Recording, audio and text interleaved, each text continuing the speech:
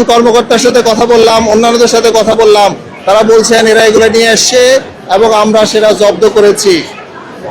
সম্মানিত সাংবাদিকবৃন্দ, আমরা কয়েকটি কেন্দ্রে যে এই বই পেয়ে ইনস্ট্যান্ট আমরা এগুলো সংগ্রহ করে আপনাদের জন্য নিয়ে এসেছি, কেন্দ্র থেকে এখানে এগুলো নিয়ে আসছি আপনাদের জন্য। দেখেন, আমি বলছি এটা কোন প্যানেল করেছে, কারা করেছে বিষয়টা তা নয়।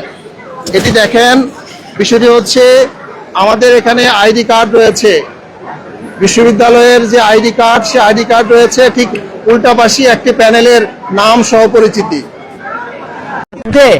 সেই সকাল থেকে জগন্নাথ বিশ্ববিদ্যালয় শিক্ষার্থী সংসদ নির্বাচন কভারেজ দেওয়ার জন্য এসেছেন, আপনাদের প্রতি আমরা কৃতজ্ঞতা জ্ঞাপন করছি।